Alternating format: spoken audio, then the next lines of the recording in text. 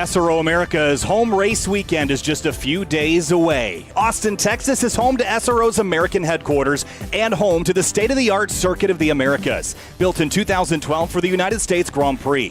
This course is an amalgamation of some of the world's greatest tracks, with sectors taking inspiration from the Hockenheim Ring and Silverstone. The Texan soil is also home to the San Antonio Toyota production facility about 2 hours away. But today's virtual event, held in the iRacing simulator, is round 3 of the Toyota GR Cup North America eSports League. A summer break is coming up for nearly 40 drivers hunting for their piece of a $10,000 purse, and several are still fighting to be the brightest prospect in the Lone Star State. Hi, everybody. Kyle Heyer, joined, as always, by Justin Prince for this event. And, Justin, welcome back. Round number 3 of the season. We kicked things off at Sonoma, headed all the way across the country to sunny Sebring, Florida, and now we kind of stop at a halfway mark in the center of the country here in Austin, Texas. It's time to get really interesting when it comes to the racetracks. Indeed, here it's a very difficult track on the docket here today when it comes to Circuit of the Americas. Lots of potential of off tracks, lots of potential for dives, lots of potential to be able to break the rhythm and flow. It's going to be critical to make sure you stay focused on a track like this today. Yeah, and certainly one of the big challenges that we talked about when we went to Sebring a couple of weeks ago was how big the racetrack was and how much drafting came into play and how the field separated out into groups of cars, just like we saw in the real-world races at Sebring last week. So with that in mind, Circuit of the Americas is a very different racetrack than Sonoma and very different than Sebring, but it kind of has some characteristics of both. It's got fast sections with fast-flowing corners. It's got some very tight handling sections, and it's also got some big braking zones as well that are prime for overtaking opportunities. So, Justin, when we look in a season-long championship, where does this stack up in terms of your challenges as we look at some other tracks like VIR and Road America up later in the season? I'd also put this as one of the very top of those most difficult tracks this season because of the potential of off tracks. Remember, track limit's going to be very critical at a track like this on iRacing because it's very easy to pick up incident points because you go off into the grass, go off into the runoff area. You need to be careful to be able to avoid those today, to avoid any penalties. As well, too, with a lot of these sections, there's a lot of opportunities for passes, but as I said, chances for mistakes. That run through Toyota Turn 1 in particular is going to be one of the most challenging of the season. It certainly will be. That corner is incredibly tight, especially at the apex. Let's have a look at our Continental track preview for round number 3 of the season. Notice 2 lines down there on the start-finish straight. Well, that's because one is the start line, the green and white checkers, and the other is the timing line, which is also our finish line here. 20 turns around this circuit, 3.5 miles just about. And you mentioned that tight Turn 1. That's a big challenge, but so is the S's. Modeled after the Maggots and Beckett section at Silverstone, Justin, but these S's here have elevation change, especially at the end, Turn 8, Turn 9, and then leading down into one of your best passing opportunities at Turn 11 and Turn 12. Lots of chances of incidents through Turn 9. Turn 12 is one of your main sends opportunities with the longest straightaway around the racetrack. That arena section as well. Expect some potential side-by-side through Turn 14 all the way up to Turn 15. But drivers try to get brave along the edge of the curbing here today. It's going to be critical to make sure you have awareness and your head on a swivel on a track like this. And here's a look at the race car. We've got, of course, the Toyota GR 6 Cup car, about 230 horsepower from a flat 4-cylinder, but it's got some rear aero, it's got a front splitter, and that SATEV sequential transmission as well. Alcon brakes, JRI adjustable suspension. It is definitely the right tool for the job here in single-make racing, and what a spectacular season it's been so far in the Real World Series. While Gresham Wagner has been dominant there, we've had a couple different winners to start the season here in this championship, Justin. Here's a look at the point standings coming in to this event. It's Ethan Lampe up at the top. He's been the king of consistency so far. 2 races, 2 top 5 so far in the conversation for both the wins. Thomas Bellman's been looking very solid in that same category. But Andre Castro's an interesting case. Came close to victory at Sonoma. Top 10 last time out at Sebring. He's going to be amongst those to keep an eye on. The same for Michael Polasek, who are amongst those starting to really gain confidence after that first race or their second race and vice versa. Yeah, Polasek obviously had a spectacular run at Sebring late in the going and kind of stole a win away from Thomas Belleman in the number 3 car. But with all that aside, it is qualifying time, and the topic every time we come to this racetrack, whether or not it's a fun one to talk about, Justin, is track limits and keeping the car in the boundaries and on the black stuff here. There is a 20 incident limit here in iRacing today. Those incidents can be accumulated through track limit violations, car contacts, spins, things of the sort, but that's a fairly low limit for a 60-minute event at this racetrack when the limits are pretty easy to explore. So how are drivers going to have to kind of hold themselves back and treat those like a non-renewable resource? Quite simply, make sure you know where the limits are. Make sure you put in the preparation. The biggest opportunities for incident points is, well, not just taps like that one into turn 12. That's a good way to pick up maybe a 0, if not a 2x. Well, the run up through turns 3 all the way to turn 9. That flow, you mentioned for Megans, Beckett's, Chapel's replication in that section, that's your biggest chance, because a lot of drivers make the mistake going more than 50% over the sausage curbs. It also leads to a lot of slowdown. So you need to be able to rein yourself in. Make sure you know where those limitations are. You see how much of that rhythm is paramount. A couple of the drivers just about got themselves incident points, it looks like, with how close they're handling these curbs already.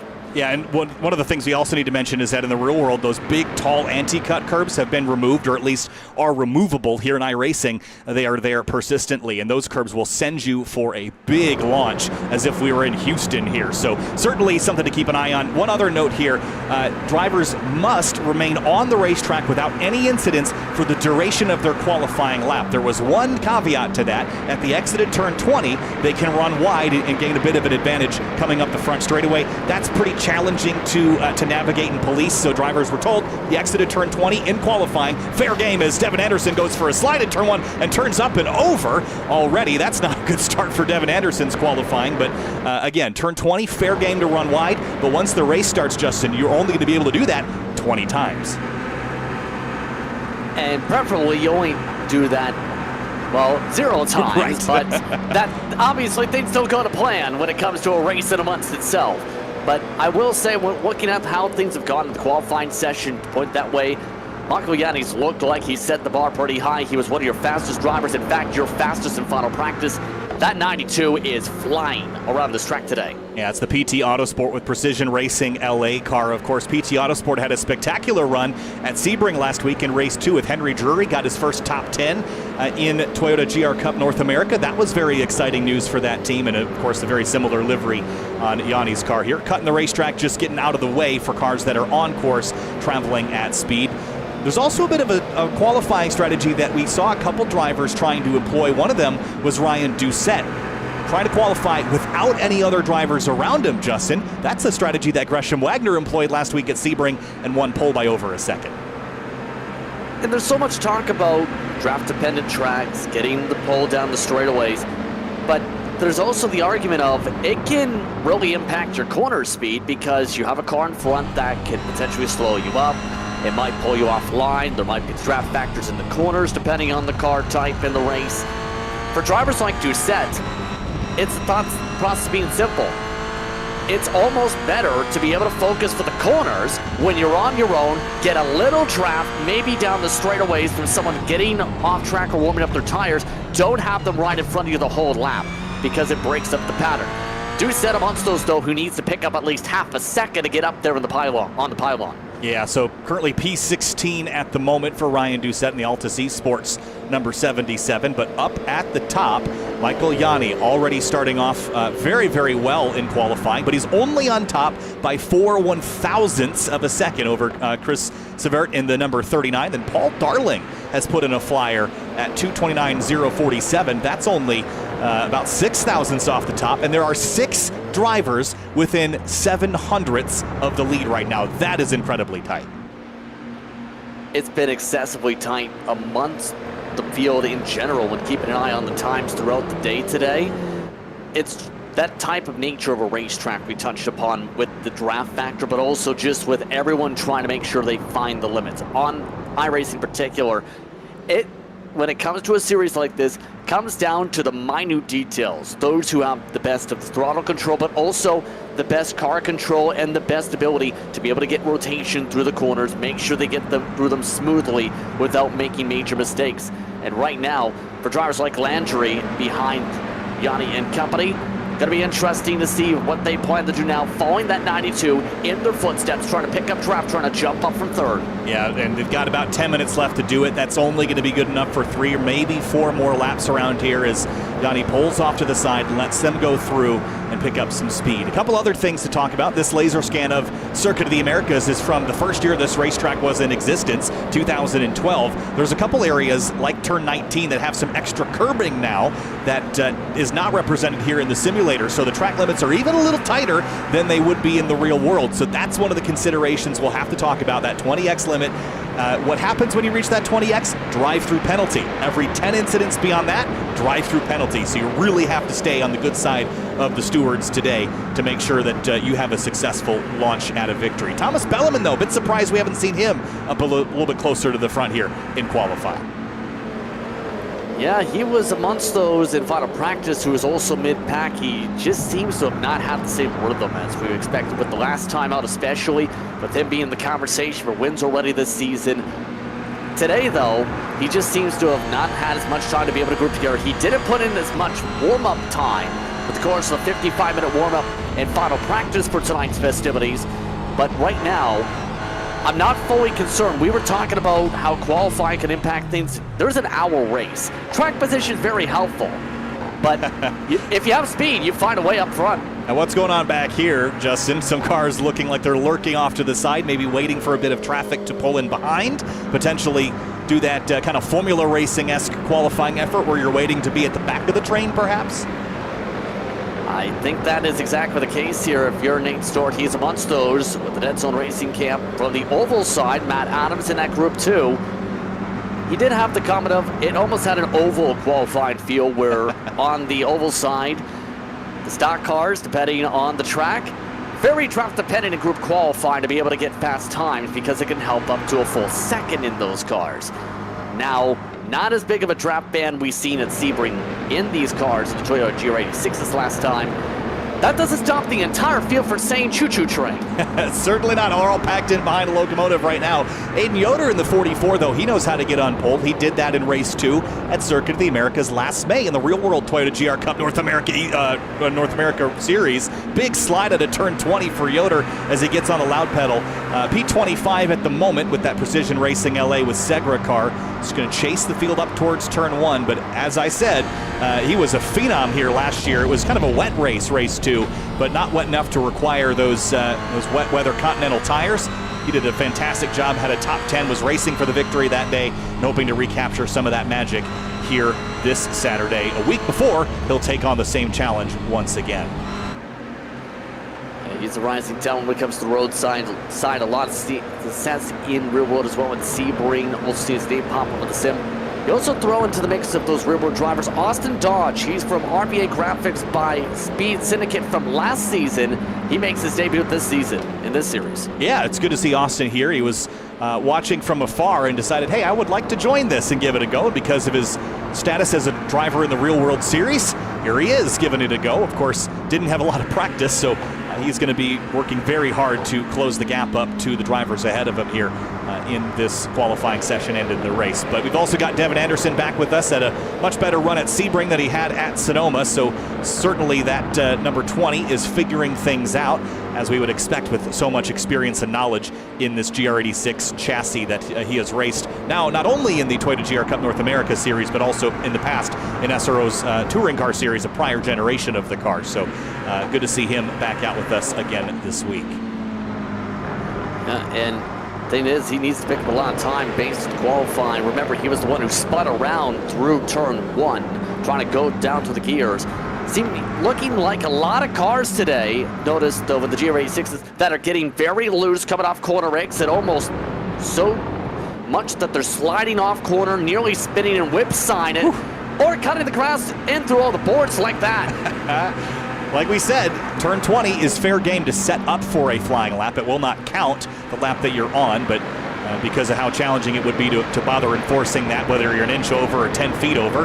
That was given to the drivers as an allowance to use, and they are absolutely using it. That was Paul Darling in the number 55 for Satellite Racing, pushing the limits. They're P3 at the moment, and just behind, I think that's Belleman ahead of him, who's also in pursuit of a slightly better qualifying lap. Into the S's here. This is that tricky section. We mentioned those big, tall, anti-cut curbs. You can nip them with your Continental tires, but you really don't want to slam them. As I said, it'll get you airborne, and your tires don't tend to be very effective when they're not touching the ground.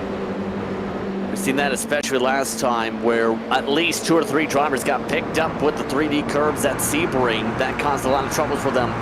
A lot of these drivers are getting to the very edge of that, though, with the left side tires, especially in those left-handers parts of those chicanes in these corners. It's a dangerous game where if you go more than what some of these drivers we've seen do, you're potentially going to launch yourself in the same way we've seen Sebring yet again. Why not take all the X's? That's Wan Shi Lin going for a ride off the off-ramp there and slamming through a DRS sign we will not need today. We've got the old-fashioned slipstream to help us get down the straightaway. And then the big heavy braking zones are leaning on that Bosch ABS plenty in this car. And you mentioned the slipping and sliding around. This setup is a fixed setup here that allows this car to extract a lot of performance, but the traction control is turned off. Now, the anti-lock braking system is still on, but you don't have TC, and these are some very point-and-shoot corners in some of these slower segments of the racetrack. So you might be spinning up tires if you're in a high gear, Justin. So keep the rear tires on it as much as you can the fronts. That makes it very driver intensive with no traction control as well, because it means you don't have that assist to be able to help you, or better yet, you don't have that extra bit of, okay, I can just floor it coming out of the corner. It's a lot more nuanced when it comes to the throttle control for a series like this, and you have to be careful on that set throttle. Treat it like an egg for a race like today. We've already seen just how much drivers have almost smashed that egg going through too hard on some of the gas coming out of these corners. Elliot Budzinski in the number 91 would like to overturn his fortune from Sebring. He got tangled up in an incident there and didn't really have the result he was looking for. So trying to right the ship. He's got pace. Top 10 here in the last couple minutes of qualifying as Paul Darling goes to the top of the board and Budzinski knocks him down and Castro splits the difference, goes second quick in the 34. Well, how about that? That was with the draft pack too, but Budzinski had been trying for so long to get things dialed up just right in that group. Finally found a big enough pocket to get the draft for the straightaway, but also space for the corners. Darling, we'll see if he's able to respond here, or if there's enough time for a response. Yeah, that was very close, but Castro and Budzinski went 2/10 quicker than Darling. So even though Darling had gone faster than he had gone before, by quite a bit, it wasn't good enough to stay up there. Now Budzinski's got a 2:28.622 and has 28 thousandths on Castro, 2/10 on Darling, and nearly half a second on Magliani in fourth at the moment. Good to see one of the HJ cars up in the mix as well, the 99 of Giovanni Romano. Remember back to Sonoma, their race did not start very well in that team entry, but he and teammate Alex Cofford both in the top 12 at the moment. Yeah, last time out too, Romano didn't have the greatest of runs. He has a grand total of 1 point coming in. He's got one. You have to he's get on the one. Board. Yeah, he's on the board. You got to get one before you can get more. Got one basket, looking for a triple header here tonight. Maybe grab some more points to go on the board. But there's Alex Cofford. See his view as he heads up the straightaway. He's got triple screens. We talk about the all the sim racing gear that these drivers have to help them go fast, and certainly a wider field of vision, whether that's through virtual reality or through a setup like Cofford has with triple screens. That will help immensely here at COTA because of how tight some of the corners are. Look at turn one. You can't see the exit when you drive in there on entry with a single screen. So triple screens, VR, all very helpful here. Yeah, we touched upon setups to start off the season in terms of sim racing rig setups.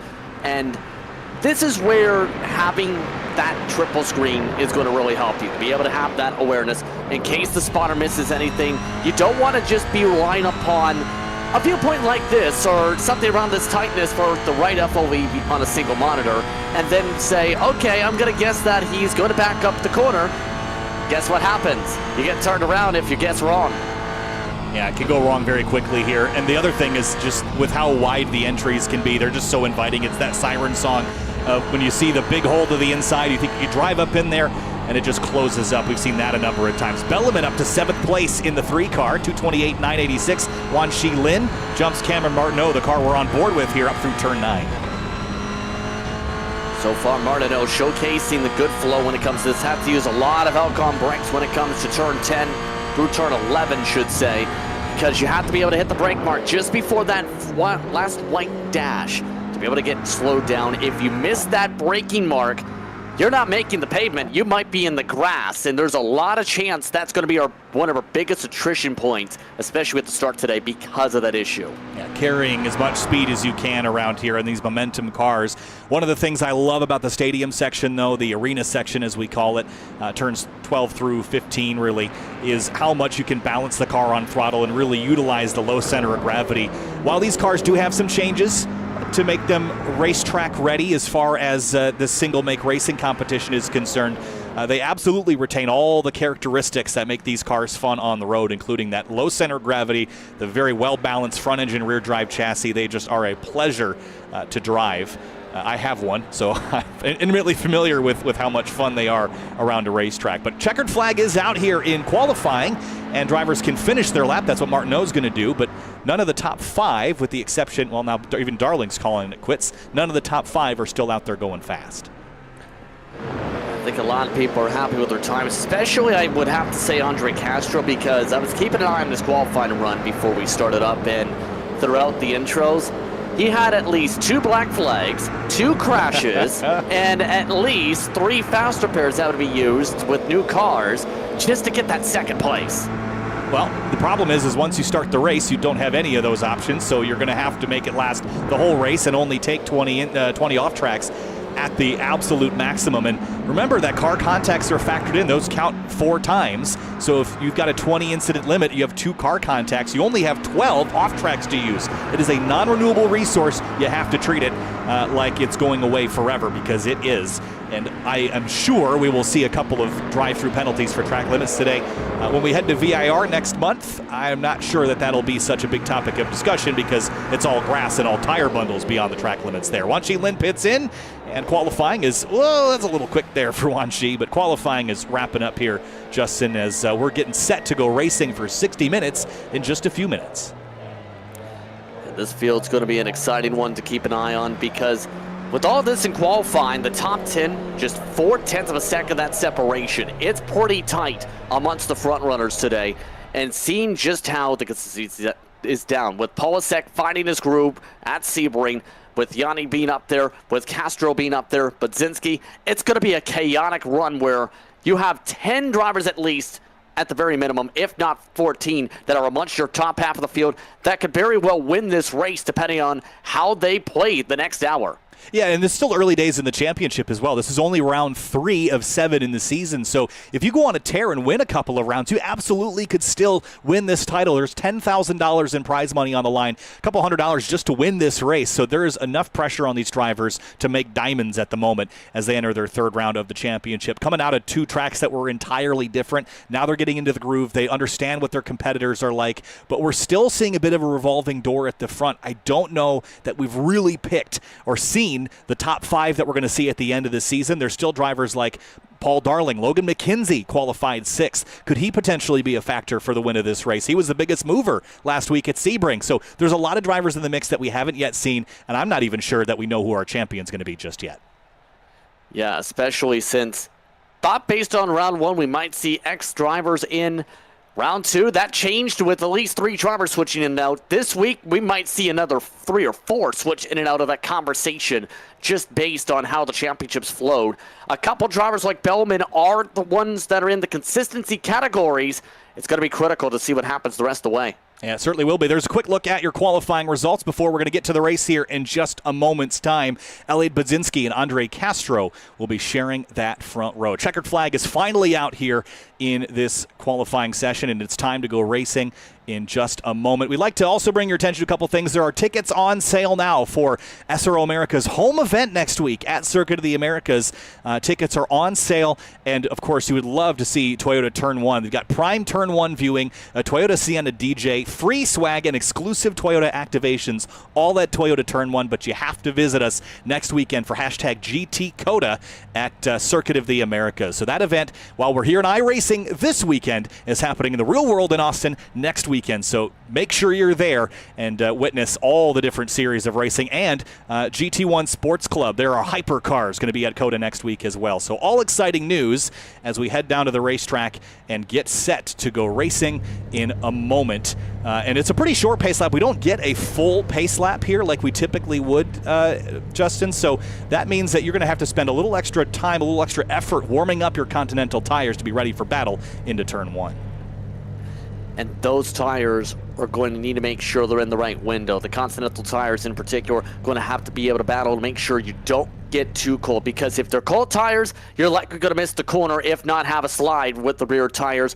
Have to make sure they're in the window to make it stick, especially with the potential of 3, 4, if not 5 wide we've seen here on the platform in the past year. Let's have a look at our starting lineup here today. It's Elliot Budzinski on the front row alongside Andre Castro in the number 34, Justin. Next row, that's going to feature Michael Polasek. Michael Yeti starts things off in the 92 machine, starting inside the top 4 for tonight's festivities. That's going to be an interesting row. In row number 3, it's Paul Darling for Satellite Racing and Logan McKenzie with a really strong effort. He'll roll off in 6th place on the outside of row 3. Row 4, inside, it's the 3 machine. Thomas Bellman, one of your championship front runners. He'll start alongside the 5 machine, who was in the conversation at Sonoma for the win, Jason Landry. And in row 5, it's Christopher Severt in the number 39 and Giovanni Romano, one of the HJ Motorsport cars, a top 10 start for that bright yellow machine, number 99. Number 30, it's Yunji Lin in the 11th position after some excursions off-road. Cameron Martineau, his 38 machine, around mid-pack, he starts in 12th. 13th place, Alex Cofford, another Team HJ car. Nate Stewart for Dead Zone Racing rolls off 14th in the number 4. 15th, that's 7, Kevin Roll. Matt Adams, a teammate to Nate Stewart, he looks to go Kachu with his purple machine from 16. And 17th place is Matt Friedman in the number 2 car. Ryan Doucette for Altus Esports in that green and white car. 18th place in the number 77. 19th, it's Joshua Soto. He's in the black in white machine in the 10. Miguel Colon starts off in 20th. 21st place is going to be Andrew Sharp in the 48 car. Ben Blaustein rolls off 22nd in the 41. 23rd is Mauricio Lozano. Chris Wentz, one of the ERG machines, 24th. 25th place, Aiden Yoder for Precision Racing LA with his Segra livery. Blake Townend rolls off 26th in the RD Sim Sport car in the 57. 27th, that's Cam Jordan in the 19 machine. Then it's Nicholas Sudik representing Ohio's Dance Dance Revolution community in 28th. And the last couple of rows here, it is Justin Nasser in the 24. He's going to roll off 29th, Devin Anderson 30th, and Austin Dodge in 31st. That's your starting lineup for round 3 of Toyota GR Cup North America's eSports League here at Circuit of the Americas. A week before we go racing for real in Austin, we're going to be racing virtually. Start zone here in that white line. Everyone's got to stay stacked in their columns. Rule change from Sebring. Everyone must be line astern all the way until the start line. Here we go, and green flag is out. We're racing at COTA.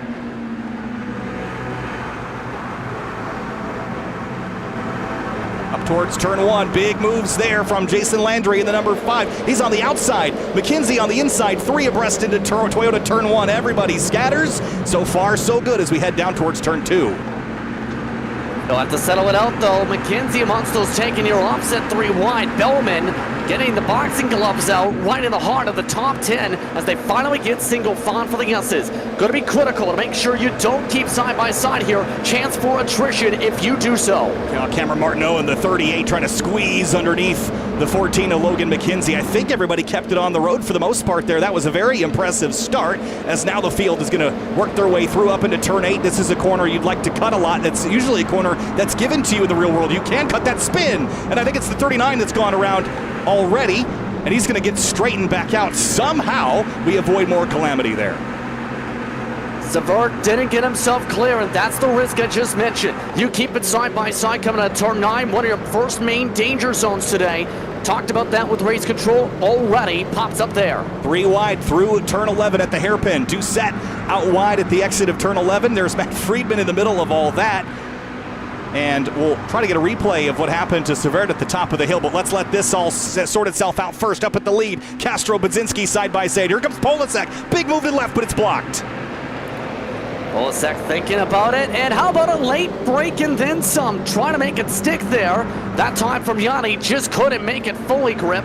And just like that, one of the drivers who had some of the worst attrition qualifying, Castro to the front. It's still 2 and 3 wide to the back. Yeah, big moves in the braking zone for turn 12. We saw a couple cars run wide. Already that limit ticking down to an off-track penalty. That would be a drive-through. So make sure you keep the car on the road because you will be taken out of any battle that you're in. It's Andre Castro out front. Yanni, Budzinski, Polasek side by side with Budzinski, then Landry and Darling 5th and 6th.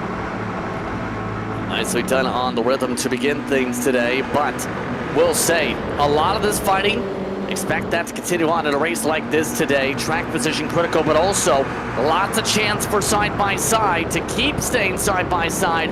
Budzinski looks like he's given a fair amount of space here in all this, with Polasek still having the better run. Yeah, great racing between these two. Very fair early in the moment. I wonder how that will change throughout the course of this 60-minute event, if it will get harder and trickier to stay side by side without any contact. Jason Landry lingering behind. Giovanni Romano, nice single file orderly up into turn 1. Belleman, a late move here into Toyota turn 1. He's amongst those, remember, started back into the top 10. Needs to pick up some spots here to keep up his top 5 runs so far.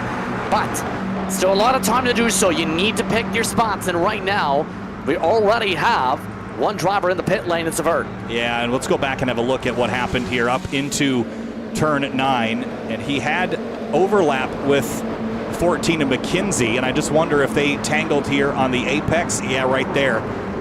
And got lucky with that, actually. Could have gone a lot worse, but he's still down at the bottom of the order in pit lane. Yeah, that's called, I'm expecting the driver underneath me to lift, and we talked about that during the monitor conversation for rig setups. That's exactly why. Partly that comes in, but better yet, that's called give and take.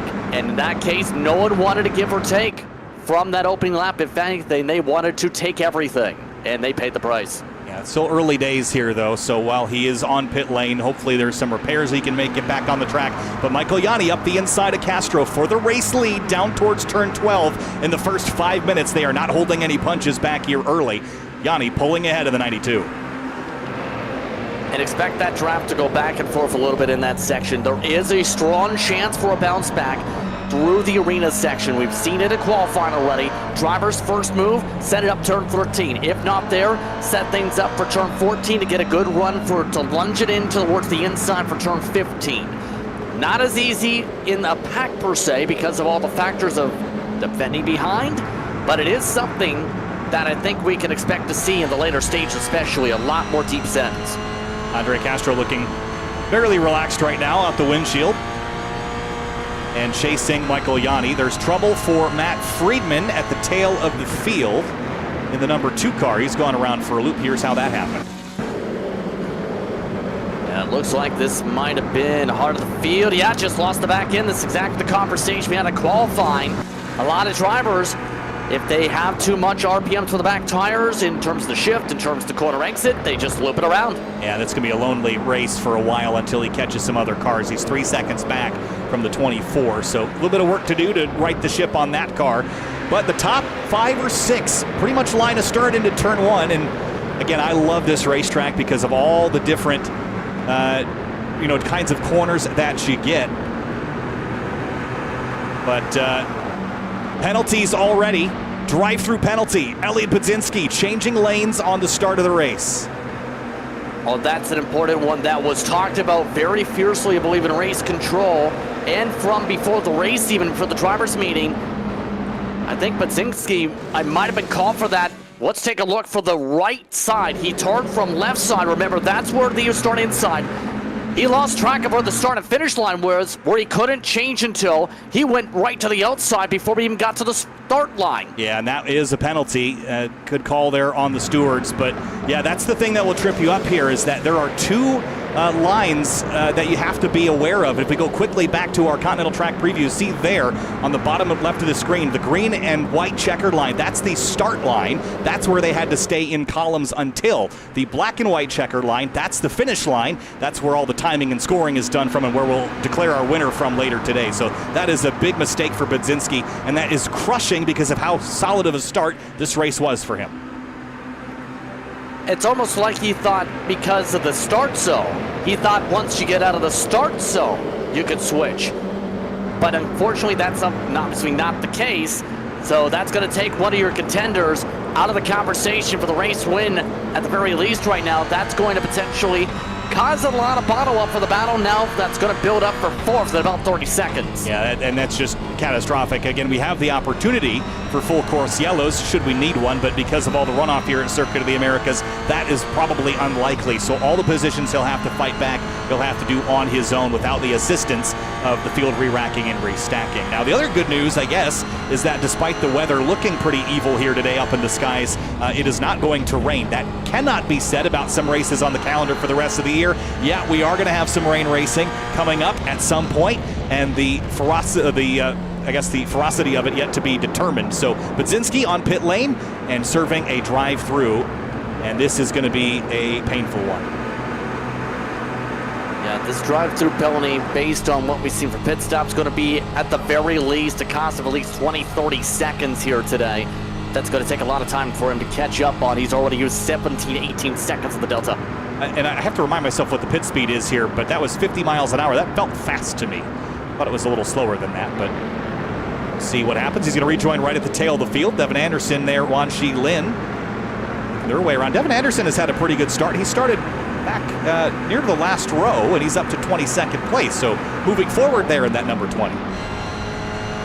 Yeah, you talked about him in terms of getting the comfortability down. We've seen him have a lot of struggles in qualifying, but he almost feels like once the race is down in setup, the focus is much easier because you have the race cars in full race mode. You don't have the games of hot lapping, trying to get the pace down on your Continental tires perfect in the exact window to the exact specifications needed that you need to be able to get the fastest top of the board. Some people are just natural race car drivers in terms of race pace. Yeah, and of course, Devin has a lot of experience in, again, this chassis, not this particular version of the car. He's still coming up to grips with it in the real world as well. But there's Devin as Budzinski goes back by. And again, Budzinski went through pit lane very quickly. I thought that was speeding, but it must not be. And he did a nice job blending back into the road and can move forward and gain spots back. Yeah, either way, it's still going to be a lot of chances, and it looks like a lot of stacking up coming out of the corner. Yeah, that's Thomas Belleman, who was right on the apex of turn 12, and that got pretty awkward there for a moment. As now looks like Cameron Martineau and now Nate Stewart are putting pressure on. We're trying to go the long way around. I'd like to see if we can spot exactly what happened here. Belleman was running, looked like about 6th place behind Paul Darling. Pops out to the left here late. See the wipers going, so he must have hit some button. He just knew he was in too hard. Backed out. I give him a lot of credit for that. It takes a lot of confidence in yourself to say, all right, I messed up. That was too late. I wasn't going to make that pass. Let's just make sure everyone comes out of the corner facing the right direction. Good work there. Yeah, I think he thought he was about to hit Paul Darling, which was a strong possibility, actually, if he kept the line. Obviously said, you know what, I may as well take the time loss in terms of losing momentum instead of causing a massive stack up. Bill Colon in the 21 car, also up in the early stages of this race, 13th place. And chasing Logan McKenzie, Matt Adams, and Alex Cofford for a top 10 position. Yeah, looking at how the pace has started to settle in, the drivers continue to still start to set personal bests as the tires, the Continental tires, get the exact window they need to go in here. Cologne is amongst those already your biggest mover, just about up 7. Seems very comfortable, similar to the case of what we've seen with Anderson. Now that the race is in amongst itself, has avoided all the stack-ups, has avoided any of the contacts in front we've already seen with some spins.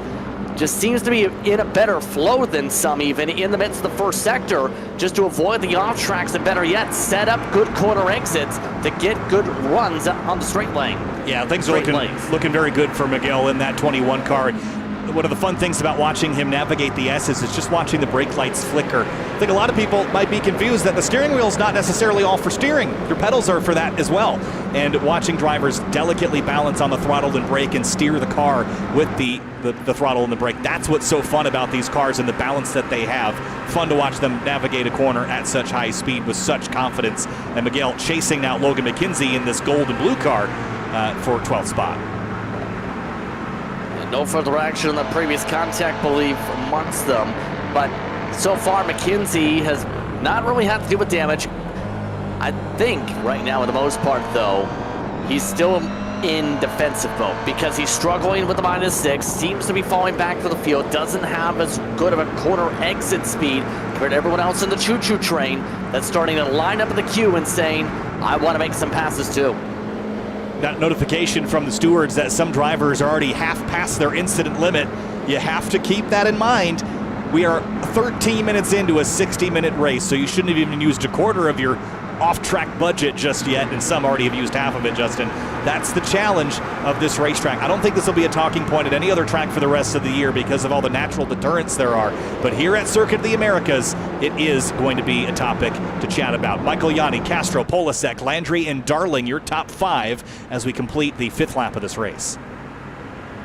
Yeah, I think that was a conversation and then some amongst the drivers. Funnily enough, McKenzie from that previous group was in the minority that liked the total as it was. There was a lot of people who said, oh, if there was no limit, I would have 150. Or others that said, we could almost be a bit more lax in that, but it's good to be consistent when it comes to track for a series like this.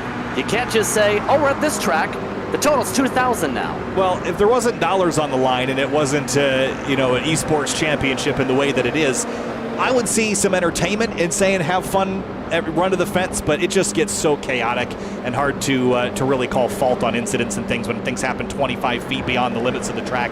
So this is, think about it like tennis, right? This is our court, and you got to keep everything in bounds.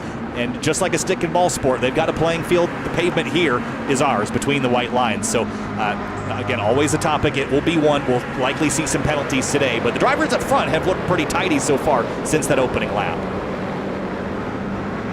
Yeah, I think that comes down quite simply to saving the Continental tires because now, they're up to temp. But if you try and push over the course of the first 20, 30 minutes, you're not going to have as much tire life for the final 30 minutes.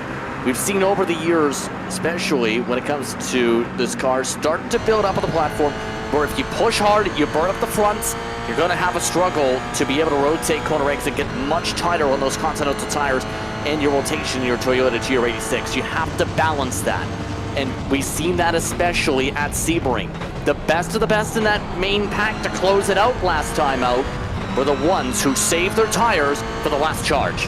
Yeah, and again, the weather here today, it's about 29 degrees Celsius. Track temp, though, 42 degrees Celsius, so it's up past triple digits in Fahrenheit. And 17 kilometers of wind out of the southeast as well, so a bit of a breeze affecting this racetrack, which can give you a headwind or a tailwind depending on the way it's spinning that moment. And these cars, when you've got kind of they're not that draggy, but they've got a bit more of a drag to power ratio than perhaps the GT car. So that wind, you'll feel it, especially on the big long straightaways. Yeah, currently estimated to showcase itself, the wind I should say, in the towards the southeast. See how that factors in as the drivers keep circling around this racetrack just past the quarter lane mark, but keep looking at Ryan Doucette here. He's still amongst those in that mid-pack grouping we've seen. Amongst those racing in the Coke Series we mentioned, has been very busy preparing for a lot of action, especially with throwbacks coming up, especially with that side going to Darlington in real life this weekend. Yeah, that's the track too tough to tame. How about that? Have that on the calendar as well. But there's Ryan as he navigates turn 2 here at Circuit of the Americas, looking pretty dialed at the moment. Looking very comfortable. He's got his Fanatec wheel rim as well. Always like to see that on the week preceding the Fanatec GT World Challenge America races here at this track. And again, as we said earlier, tickets are on sale for that event. And all sorts of fun activations. If you've never been to an SRO event, COTA is certainly one of the ones you have to circle on your list, especially if you're in the area. It is a big one. You know, it's got the scale of the Indianapolis 8-hour, another one of our big events on the year, but in SRO's American home base, which is always exciting. So they go big, they go hard there. It's going to be a lot of fun. Into turn 11, though, Doucette chasing Kevin Rold and finding a rhythm, as you pointed out earlier. Did I just see him trying to adjust his wheelbase in the middle of the straightaway? Something's off, I think he feels, because he reached towards the left side of his desk from his perspective. I think there's something up with what he's got on the wheelbase there. He's got to make sure that stays together. Obviously a busy time for him, especially with eNASCAR competition going to Charlotte and Darlington back-to-back in a week and a half, but got to make sure the wheel stays on the desk. Yeah, and this is a place where you're going to wrench that wheel around quite a bit and turn it ways you don't typically turn it when you're running on the oval side of things. So, you know, putting undue stress on you know, the brackets and mounts. Looks like he's just got it attached to a desk as well. Talked in the opening about the differences in people's at-home sim rigs. You know, we don't have random debris coming off of cars or anything like that, but you do have your kind of self-imposed mechanical failures. You have to keep your eyes on your equipment, make sure it's all working before these long races. It's important to make sure you get the bug testing down, absolutely. Make sure have that all in check, and that's why there's preparation, right? Why there's a time for practice. You don't want to go into the race, get all set up, very little practice. First thing you do, press the gas. Oh, I don't have the gas pedal pressed, and then you have the toe, and then you're on behind the 8-ball. It happens sometimes. Well, you know, the one I've done before is swap wheel rims and then forget to map an ignition button, and then in an endurance race, you don't have any way to turn the car back on. So I've been there before, too. So thankfully, these cars, there's not really a lot you're going to fiddle with, and there's not a lot you can fiddle with anyway. They're designed to be pretty much out of the box, go fast race cars. There's a couple different spring packages to choose from, the aero settings on the rear wing, and beyond that, any roll bars hooked up or unhooked, and that's basically it. But with it, you get this high-performance racing machine that we've seen battle for about a season and a half now in SRO competition, and now for 3 rounds in eSports competition here in iRacing. Yeah, and we've been keeping our mind you on screen to Andre Castro. He is, again, one of the drivers with real-world experience in this series, more so from NASCAR Xfinity Series these days, but also a first-generation Colombian-American race car driver. One time won the 2 USA Scholarship Award. He has proven in this series that he not only can perform in the real world, we've seen that do well when he's jumped into a race car, obviously, but in the virtual world, this is the best we've seen from him in a series like this, in his element, on road courses, at tracks, on this schedule. He seems to be right up at home on this racetrack. Yeah, he absolutely does. Think back to Sonoma. He was battling up there for the win, right up in the mix, and just lost out by a couple positions, and he's right up here in the front. I wanted to point out that we've got a train of cars all running single file. You look at the timer, you see 40 minutes left to go. Does it seem like everyone's holding back a bit, potentially, and waiting to show their cards until later in the race? Well, mentioned the tire saving, so yes, absolutely. Do you really want to showcase, oh, hey, I can absolutely run away, and then everybody catches you in about a lap's time? No, it's what we've seen almost like a draft lock today, and this is, if anything, our biggest lead pack so far this season. A true test will be in about 15 minutes time, I'd say, maybe. If we start seeing drivers fall off the back of this train, and that pretty much will start to showcase those who are starting to push and some of those who may have overexerted just to keep up with this train. Yes, 9 cars, back to Thomas Belleman. You pointed out it's the largest we've seen this season. Well, these cars race almost exactly like they do in the real world here at iRacing, which is they break into packs, right? We've seen packs of 2, 3, 4 cars at times, but this is the largest group that we've seen, 9, and I think that has to do with the long back straightaway, keeping everyone line astern. It gives you opportunity to kind of plan out your moves, get sucked back up to the car ahead of you in the draft, and then you've got that arena section, which is all about dancing on the brakes, pointing the car, and getting power to get out of it. So a long straightaway leading into a lot of over-under lefts and rights. That's going to be where everything pops off later in this race. I don't think that you want to make your pass down at turn 11 necessarily. That's the earlier hairpin, because it leaves you vulnerable for the next turn, turn 12, that leads into that arena section like I pointed out, even though it might be the most obvious one on paper. Later on, you'll take the chances where they come, but right now, absolutely, you just say, what's the point of losing time if you go too aggressive? But taking a look at the replay here, some of these drivers getting very slippy, sliding close on some of these curbs. Again, Bellman right across those sausage curbs. That's what we talked about at Sebring. You take that too hard, you have a crash like we've seen at Sebring with those. Yeah, he wasn't afraid of that one, but the ones in the S's that you approach very quickly, you kind of plan to just nip them with the side of the tire, but if you hit them straight on, it can tear a hole in the underbelly of your race car, and that's no fun. But if you're planning to hit them just right and you slip the tiniest bit and you hit it wrong, it can send you for a big, big slide. So that's something to keep an eye on. So is this driver, the 55 of Paul Darling, looking underneath Jason Landry for fourth. Darling qualified quite well, but got kind of shuffled back in the early stages of the races. Now it's battle on here for P3. I think he's saying, you know what? I feel like that I'm going to start losing time if I don't make this jump right here. Thinks of Jason Landry as the weakest link here. But Landry's playing solid defensively. This might open up the door for everyone else in the pack to say, I've got to start making moves too. I'm about to run over the car in front. And that's something Yanni, Castro, and Polasek love to see in the rearview mirror. Yes, guys, please fight. Let us drive away. We'd like to settle amongst ourselves. But Landry saw that coming, and his focus is out the windshield to keep the gap to those front three pretty tight. And it gets exactly to the same spot of pick your spots. Quite simply, if you push the issue too much, you break up the pack. That just cost a lot of drivers some gap there of about half a second in some cases, or at least 4 or 5 car lengths in terms of visual mark. It's going to take a few laps to get things recompressed. Been very impressed with Elliot Budzinski. Remember, he had that penalty for changing lanes on the start. Yeah, he's not running up in the top 5 anymore, but he's back to 18th. He's almost driven through half the field once again, and he's running lap times that are pretty much equivalent to the drivers up in the top 5. Perhaps no surprise there, but he's in traffic. So give Budzinski some more time. He's got 2.5 seconds to catch the next group. Once he's there, that's 11th place. So this 91 car is not out of the mix for points just yet.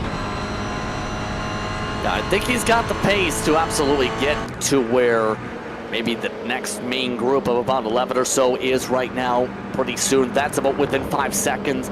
That's an attainable target. Past that point, you're going to need hope for a lot of battles to close things up because that respective pack is still another 6 seconds back. Aiden Yoder again. Pole sitter here in the real world last year in race 2. Had a top 10 run in that race, working 19th at the moment, up from where he started. And trying to keep Elliot Budzinski in the crosshairs so he can kind of ride the Budzinski horse up to that next group of cars up there in 17th and forward. Yeah, you mentioned the qualifying speed we've seen from him in the rear world. The other interesting case when it comes to this from the rear world side is actually much as the teammate camp from Yanni up at the front. Not as much sim racing experience compared to your race leader, but obviously the rear world experience pays in dividends. But he could also, by the way, if you read towards his driver profile, he knows how to lead a marching band. You know, that might be useful leading the way here later in this race. We'll keep an eye on that. But Yanni, Castro, Polasek, still your top 3. Perhaps no surprise based on what we've seen so far. A little shuffling. How about this gaggle deeper in the field? Are we 3 wide? Kevin Rolds trying to get there to the inside of Logan McKenzie in the 14. That was a little bit of aggressiveness again. This is exactly what we mentioned. People are starting to think drivers like McKenzie are the weakest link and say, I can't afford to stay behind. We're going to lose time, lose ground.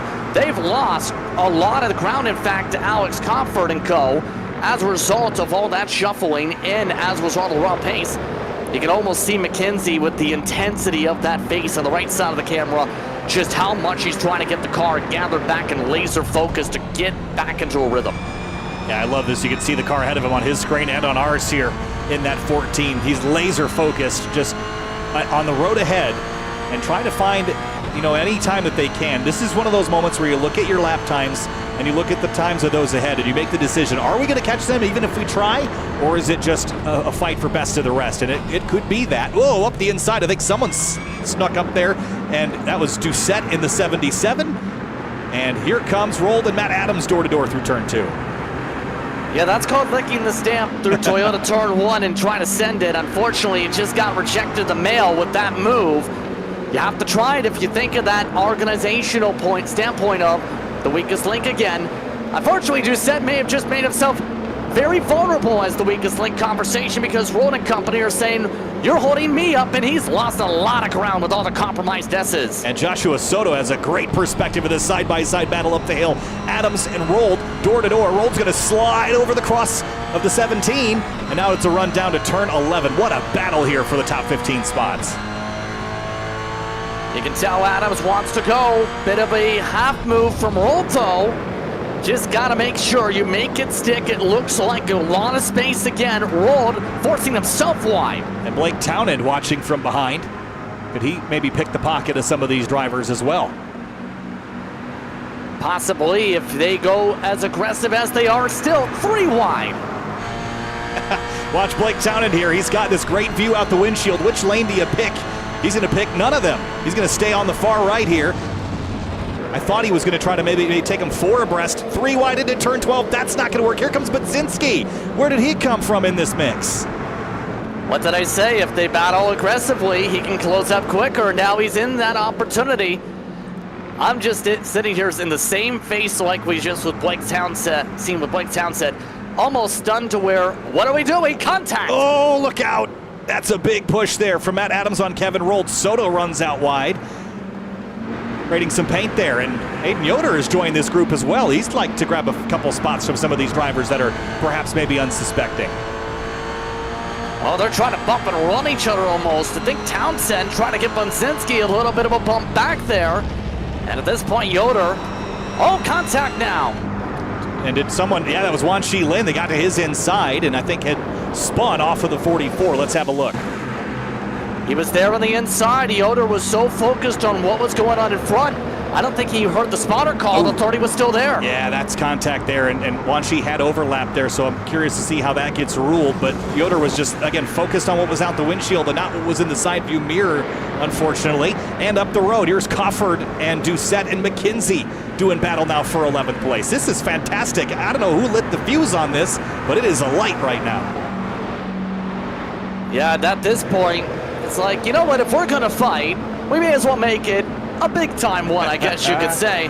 Cofford yet again having a hard time to the S's, though, putting himself back to him being compromised.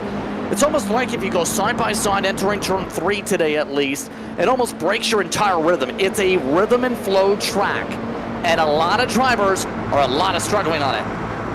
And a warning for Matt Adams for the contact at turn 16, and just a little bit of shifting and shuffling there. They all stayed pointed the right direction, so a warning seems apt. But you don't want to collect too many more of those warnings before you get yourself in the doghouse with race control. Kevin Rold, Matt Adams back at it again down here at turn 11. And they've lost about 1.8 seconds up to Ryan Doucette in the 77, and make no qualms about it, they're going to go back racing side by side. Yeah, Matt Adams, I think, still has the better pace long term here.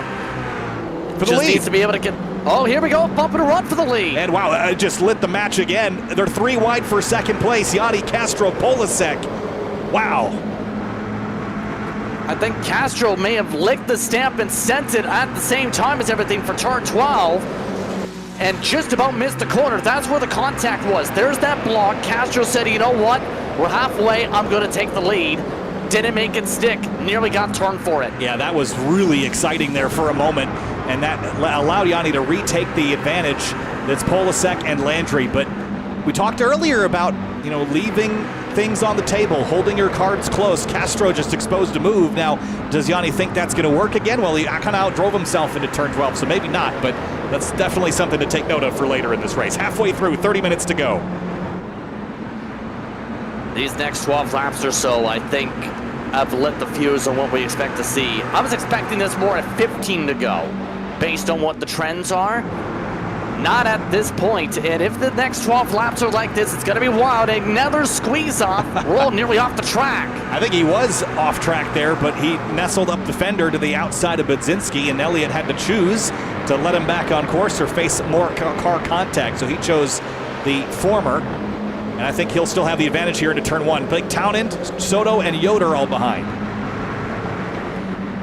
Yeah, they're really starting to squeeze each other around here. Gotta be careful. After all, the warnings are starting to build up. Now that's sort of the 44 for the contact he had with Wan Shi Lin. Wan Shi got back rolling, only lost 1 spot, but certainly That contact there deemed at fault for the 44, but no major action taken. That's just like a slap on the wrist, a written warning perhaps, if you will. Getting pulled over on the interstate. Don't do that again. We've recorded it, but again, he'll be able to continue. Yeah, have to be extremely careful. We've seen today a lot of drivers have some give and take, a plenty amount of it. In fact, that give and take again has ran out, similar to what we've seen at the start.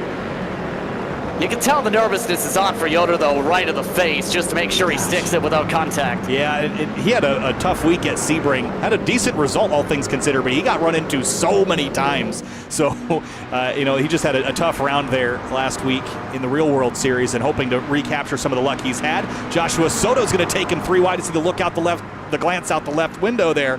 But again, 3 wide for 17th place. The depth of the battles here just continues to get deeper. And very clear that the thought in Yoder's head was, nope, just backed out of it. Yeah, save that for another time.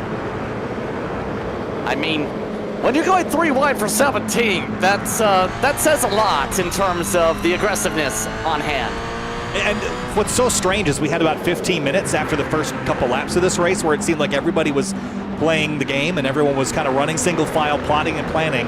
And as you said, I would have expected this with 15 minutes to go, but we still have almost half the race left. And as we've said a couple of times, just lit the match, and the fuse is definitely burning.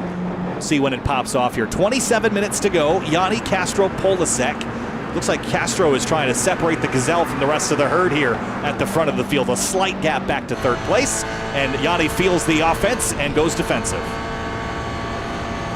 Yeah, trying to take a little bit of draft away, if anything, as well. Don't think that's going to be a massive difference here, because in a lot of cases, the main talking point, on the sim at least, is people think that might not help full term. It does take a touch bit of draft away. It does take the opportunity for Castro to say, I'm going to send it inside to Toyota turn 1, but there's only so much you can do defensively without going uber aggressive and losing yourself a spot. Hearing 2 drivers over 15 incidents. They only have 5 more to go before we'll start seeing penalties flying. And you just have to hope, if you're invested in the drivers at the front, that it's not one of them. I think they've been playing pretty much by the rules with the exception of a couple here and there. But down into turn 11, the thick of the battle has really been 15th on, hasn't it? That's really been the most revolving of all the doors, hasn't it? Yeah, eventually you're going to run out of doors to open, you have to think. But if the door is open, there's opportunities to jump through said door, and a few drivers are saying that. Looking at Polasek for right now, it's to the point where he looks very calm, just trying to figure out things with the left hand, trying to make some adjustments.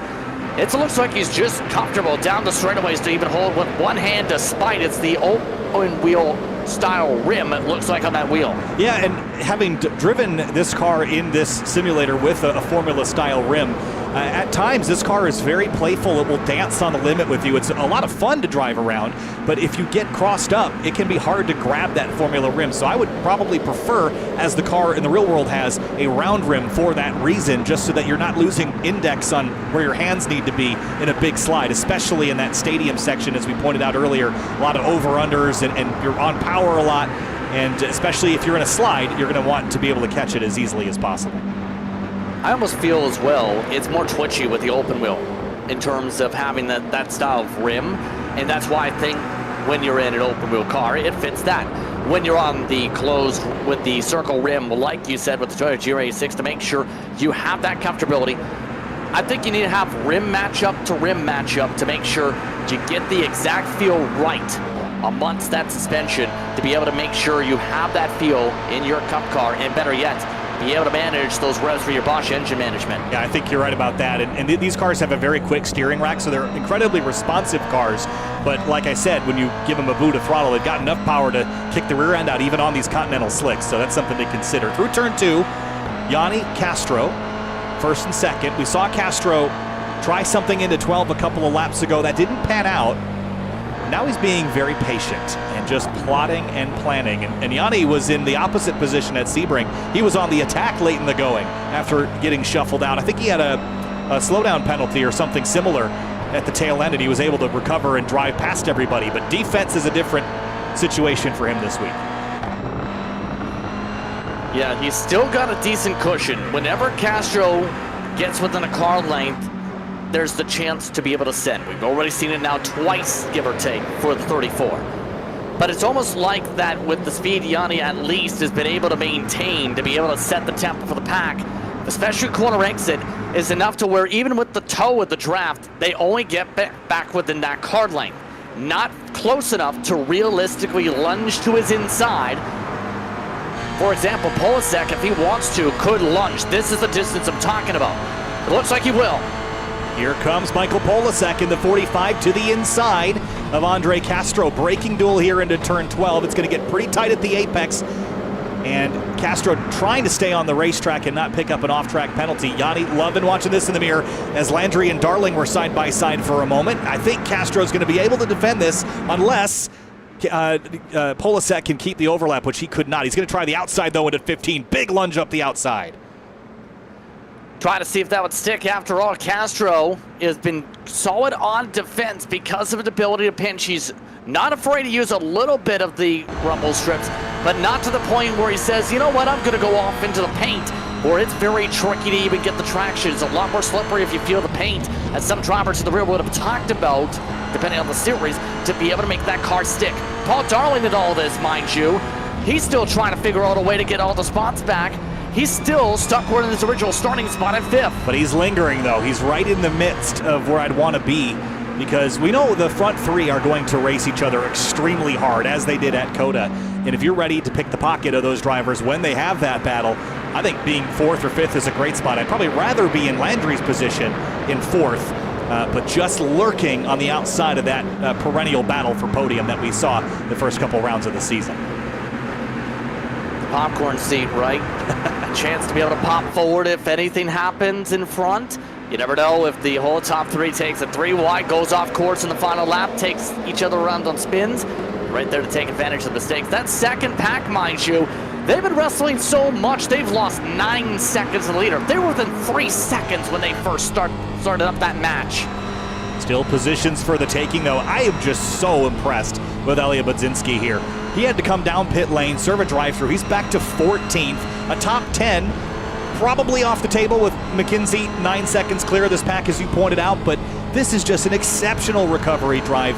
And I know Sebring didn't go well for him either, but this is going to be a great rebound for what could have been a disastrous race for him in the championship standings. It's been a two run indeed for Budzinski on that recovery. I think from what we've seen, we know he's got pace to be able to contend. It's just keeping out of trouble. That seems to be one of the biggest things so far, one of the themes. Because you can only win the championship if you keep yourself out of mistakes. Keep yourself out of crashes. Give yourself the best opportunities to be able to perform. It's hard to come back from a penalty at the start of a race or even better yet, mid or late of a race. You have to be able to put yourself in good windows. Budzinski jumping through that window, it looks like he returns himself. Spins, turns 12. And Elliot Budzinski, that will be the end of his day, and that is just so frustrating to watch.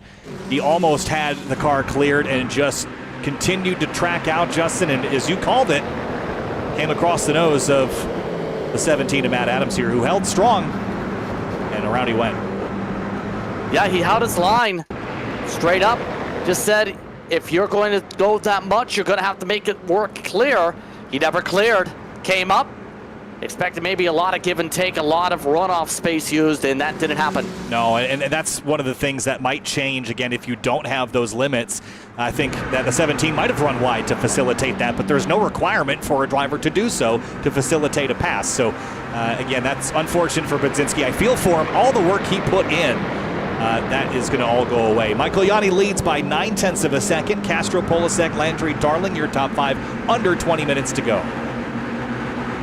I believe we may have just gotten our first in-sim black flag, by the way. Devin Anderson just got a black, and he is serving it in session.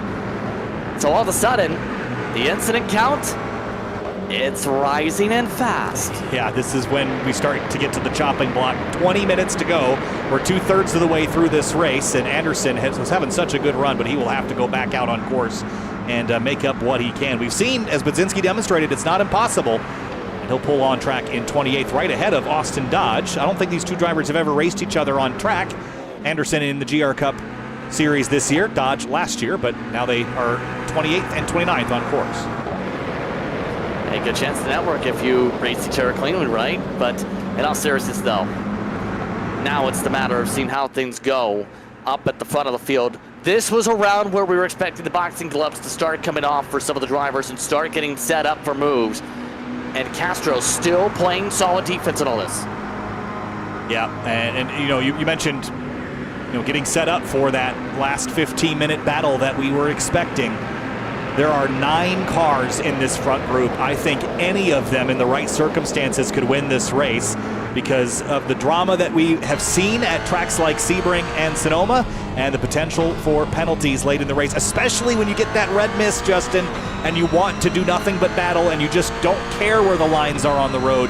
Very easy to step over the limit. So 17 minutes and 58 seconds to go. Yanni leads, Castro chasing, then Polasek right behind.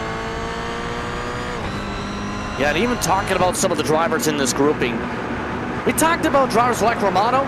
He came into today, as we said, with 1 point. This is a good chance to add, very much so, more than 1 point. Yeah, this is his best race. Yeah, I mean, what a great race for HJ in general. Alex Cofford running 12th at the moment. That'd be top 15s for both of them. That would right the ship after their not so great first round at Sonoma. So Romano's having a great event. So is Cameron Martineau in the 38. We have to mention him as well as Nate Stewart in the 4 in 8th place. So lots of drivers having some characteristically great runs today. Yeah, both those Samantha Tan racing machines started off the day with good qualifying pace. Obviously, it's the first one to get turned around today. But Martineau, he's had experience in SRO events before. This is really not his most optimistic sim or most optimized one. He's won most of his championships on other platforms. Doesn't mean that speed can't carry over to all the sims, and that takes the preparation of a team and the support of said team to take advantage and work with an up-and-coming racer like Martineau. Yeah, you mentioned the other platforms he's raced on, of course, in ACC, the Assetto Corsa Competizione, the official game of the SRO Motorsports Group, of course, using iRacing for this championship. And I can tell you from experience how challenging it is to transition over to a different simulator and find speed in both. It is immensely challenging to really figure out the nuances of both simulators and really take it to the limit. Finian in race control has shared an interesting stat that I think calms my mind a bit as Belleman goes for a slide. There's only one driver in the top 9 in this lead group that has over 10 incidents. Most drivers have under 5, so they have saved up their allotment of off tracks, Justin. That's good news for the battle up at the front. And it gets to the same point. If you're up front, you're likely not making too many mistakes. Darling looking to see if he can move. Looks like a lot more defensive moves in the whole pack now. Yeah, Yanni went defensive. I was a little bit surprised to see that. Maybe he felt like Castro was going to launch an attack there, but he went defensive and was able to hang on to it. Darling now stuck to the outside of Landry, all behind Polasek, who's the last driver on the podium at the moment. Look at Darling trying the inside. That didn't work, and it's going to be a bit of a stack up here into the slow turn 15. Yeah, again, it seems as though advantage to the defender unless you are much more quicker, and some of these drivers are just identical on tempo. You're not going to make a pass if you're a couple hundreds quicker a lap on the average. You need to have that extra 10th or 2 on the run to be able to make the pass stick. Mason Landry in that number 5 is one of the drivers battling for a podium there. There he is. You see the excitement on his face here, the intensity as he tries to hold back Paul Darling in that 55. And then Giovanni Romano, Martineau, Stewart, and Belleman at the tail of this. And how about that 3 car lurking just at the tail of the top 10? He was a force to be reckoned with at Sebring, and we have not really seen the same pace out of him this week, but there's still time left on the board. Who knows? Hey, it's still one of the better points performances possibly for the first 3 races here. I still put him in the conversation for the championship regardless of the placement here. It just doesn't seem to be his best track today. Yeah, the variety of tracks on the schedule certainly makes for an interesting championship, because you might be intensely, challenged at one racetrack and an overdog at another. But Michael Yanni is trying to stitch together a couple of wins back-to-back here at Sebring and at COTA. That would put him near control of the championship lead. One driver we didn't mention that's not here today is Ethan Lampe, the points leader, is not here, so he won't pick up points. There are no drop rounds in this championship, we should mention. Yeah, was about to mention that too at some point, but that's going to be a major shakeup in turn, and that's why I put Bellamini in the conversation regardless, because he's technically your leader. But here's the thing. As you take a look at that graphic in full once again, to remind folks, Castro and Polasek are in that same conversation. Michael Yanni, he's one start down and is still, if he can go 2 for 2, potentially right for the points lead. Here we go. Big dive from Andre Castro on the brakes into turn 12. He's got the overlap now. Door to door with Michael Yanni for the race lead. Now into turn 13, into the arena section. 13 minutes to go at COTA for the Toyota GR Cup North America Esports League, and Polasek trying to poke a hole in this front group. How about that yet again? Right on schedule. Less than 15 minutes to go. Castro seems to finally found the space he needs. Maybe get the pinch, still can't get the preferred line down. Side by side through the carousel, triple apex right-hander advantage. Yanni, Polasek's going to pull even with Castro here, so the attackee is now, the attacker is now the attackee. Castro is, Hunter becoming hunted. Side by side through 19. That's very hard to do without somebody going wide. I think the 45 was able to keep the tires on the road, but Yanni pulls ahead again. Yeah, that Obsidian racing machine, one of the best drivers you can see in these types of cars. We touched upon it. We've seen it last time. He can be very composed in these moments. Good defense. Castro gets shuffled back as a result of all that. His offensive move fails. And here's Landry now with Paul Darling up the inside here for position. Darling's late on the brakes. Look at the 34 of Castro. Late on the brakes to the inside of Polasek. They're side by side. Little paint traded there as they're going to race through turn 2. Still door to door, but the 34 is out wide. Michael Yanni's got to be smiling with now. This is building up the distance right now. Still, Landry. Remember, contact before, contact now. Big jump over the curb for Polasek. Castro and Landry are somehow pointed the right direction after having a bit of door-to-door contact through this challenging section. And Paul Darling, Romano Martineau, everybody's battling in the top 10 here with 12 minutes to go. Rain-a-ding-ding goes the battle, so to speak, right now. Right now, Martineau also indeed on the offensive too. Romano getting shuffled back. This has really separated that pack, mind you, with everyone side by side. Castro, yet again, he does not want to sit behind the 5 at all. It seems like the more he fights, the further down he drops. It's like racing in quicksand here at the moment for the 34. Yanni is 1 second clear of Polasek, almost out of drafting range here. That would be critical for Yanni if he could just drive away and not have to fight any of the rest of this group. Yeah, but how about 3 wide offset? This could be nerve-wracking. I don't know if Landry's going to get the call yet with the 55 underneath Castro. I think Paul Darling is going to have a little bit more patience there. That was very smart racecraft. As Landry holds the inside here, and now Darling is going to try to think which lane is going to move. And like I said, that 34, the more he plays offense, the harder the defense gets. With all these other cars, Darling now has Giovanni Romano pounded on the rear quarter panel. Yeah, he just about arced it into Castro. That's why there was that little bobble. Had to get out of the throttle, make sure he didn't turn the 34. Again, good racecraft. Have that awareness that if he kept it forward, would have got contact. But still, that's also allowed him to reset. Chance to breathe, chance to regather his thoughts, chance to regather the momentum to close back up front. Marco Yanni's having a very calm time. Yeah, was a full second ahead. He is not pulling away from Polasek, though. Polasek has reeled him back in about 7/10 of a second, so we are a bit closer than we were before, which bodes well for a battle for the lead. But how quickly does the circumstance change when you start getting cars side by side behind you? That's a huge thing when it comes to this race, in my opinion. If you keep side by side, that's going to be half a second per corner possibly if you stay too side by side too long, should say. Here's that drive-through. Looks like it's the 30. Yeah, it's Wan Chi Lin. That's likely for track limits. Warning for the 34 of Castro for car contact, but this is our second track limits penalty violation. I'm actually surprised we haven't had more, to be totally honest with you. Been impressed with the drivers so far today. As Cologne, Adams, and Kevin Rold chase each other through the S's here. This is for a top 10.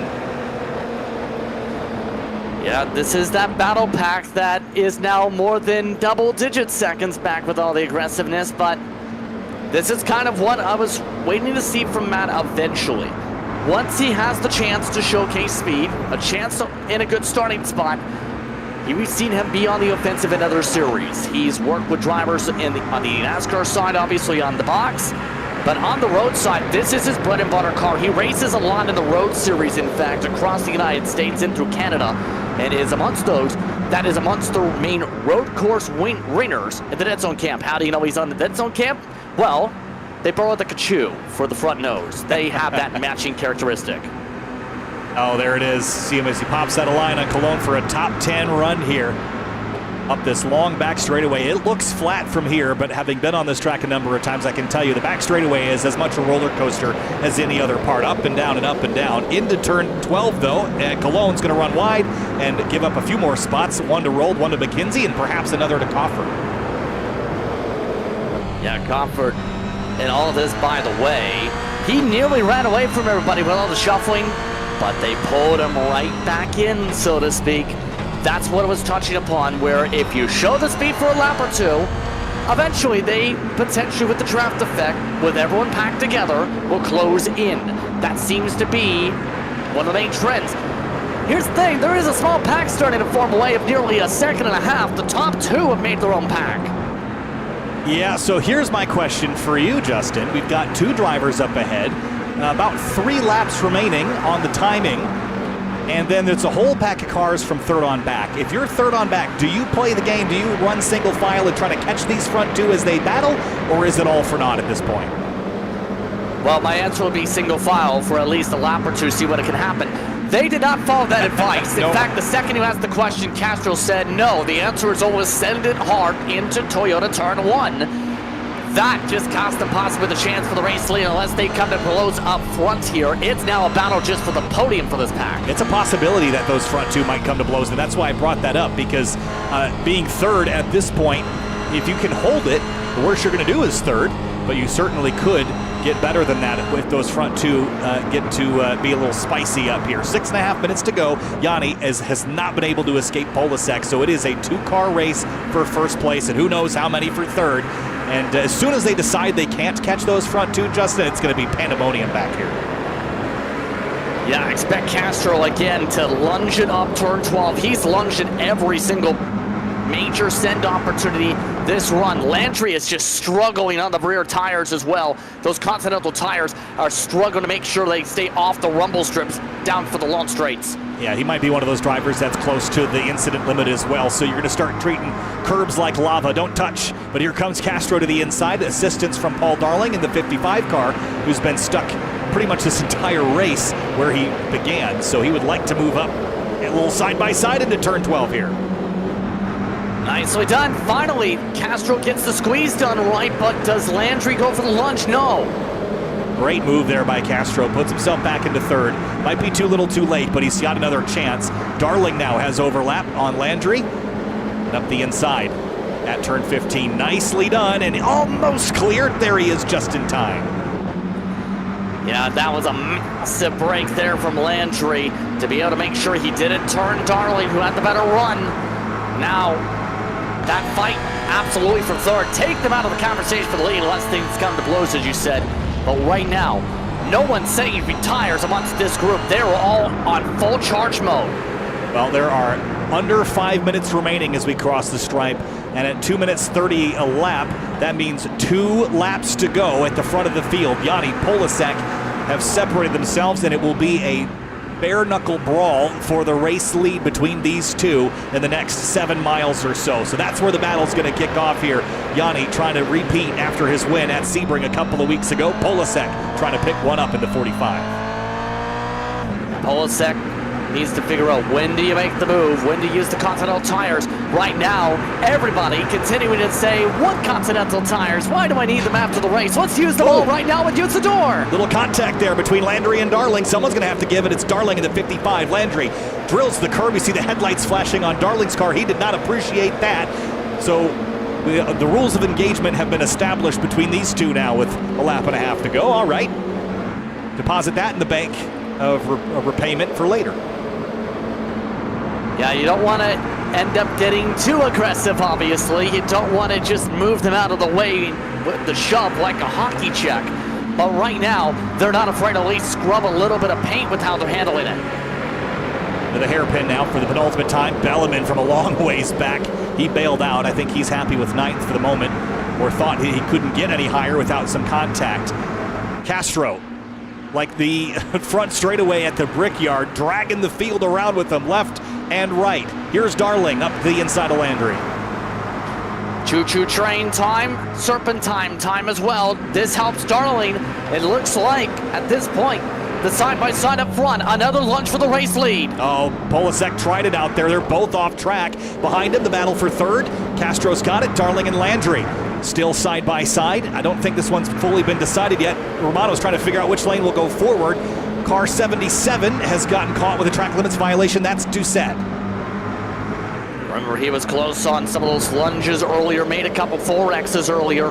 But now, what I was about to say is, Darling at this point found almost a friend in the fellow red, white, and blue machine in front.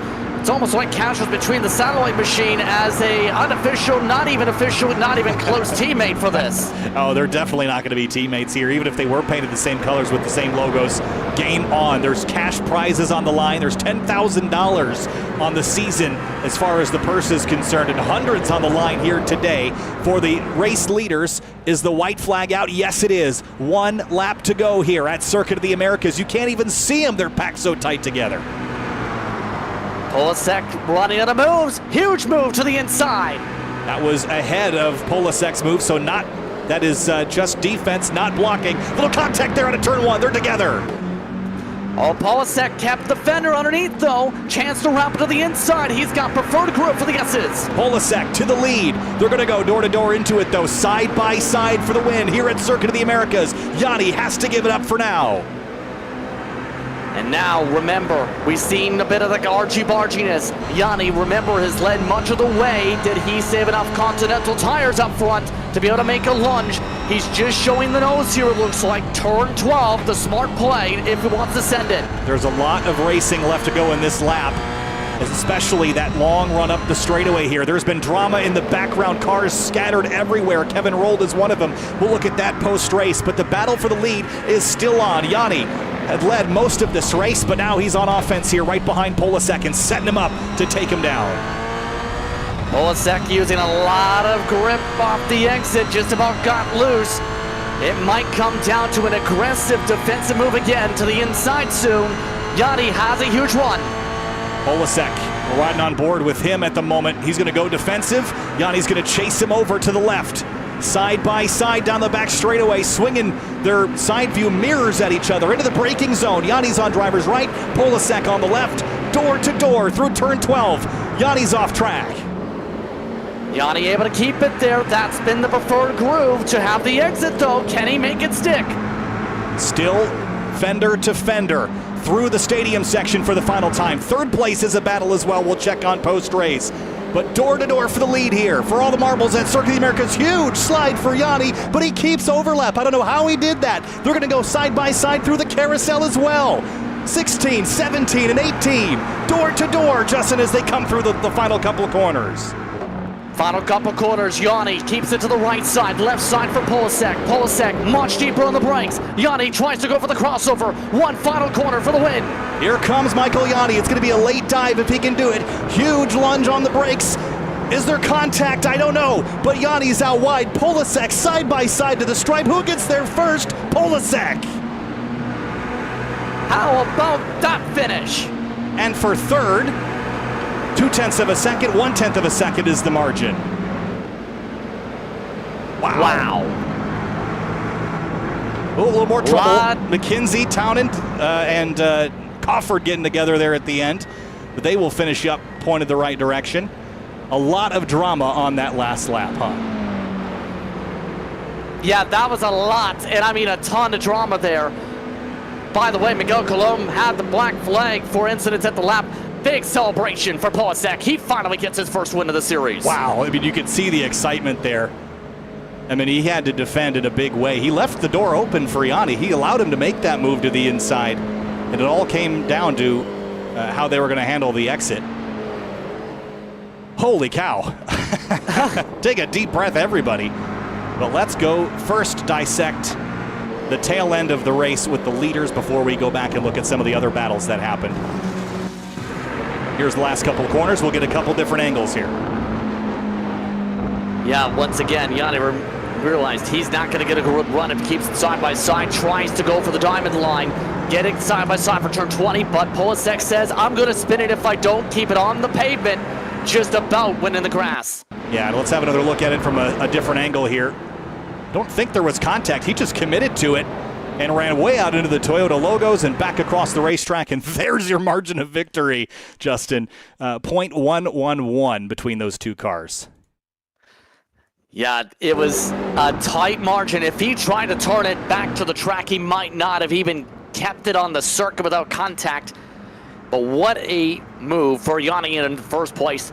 Knew the smart play to go for the diamond, almost made it work. Yeah, and I think there will be some that will be asking about Polasek running wide, and I have the same question.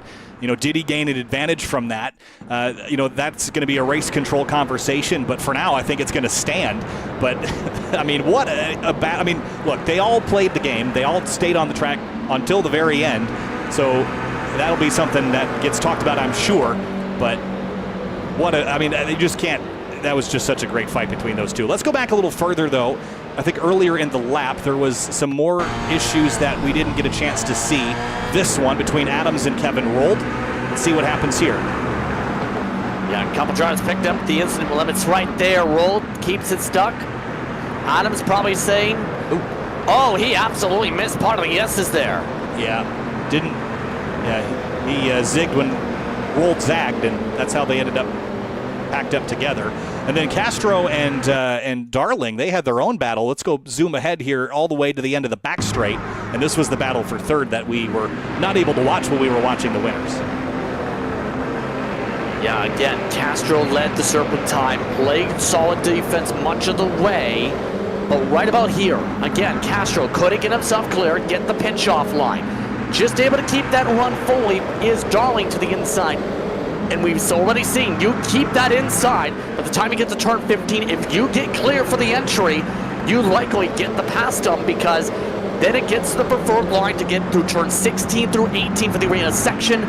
Nicely done back on the Castro, because he did not, Darling did it, get the run he needed through turn 15. Castro stuck it to close the door. Yeah, then one more look here at this brawl at the end here between Yanni and Polasek. And I guess the question that will be posed was, did Yanni leave room for Polasek to be on the road? I think that'll be what it comes down to, and I have to decide, you know, from a commentator's perspective, Justin, I don't think that they would have made that corner without running into each other had Polasek not run wide. So that's probably the way that that'll get looked at. But regardless, let's have a look at our race results, shall we? Yeah, why not? That was crazy and a fantastic way to end. But the finish is going to be under review post-race, so we will have that be looked at. Unofficial results for now. Two Michaels at the top. Justin, that was a great battle.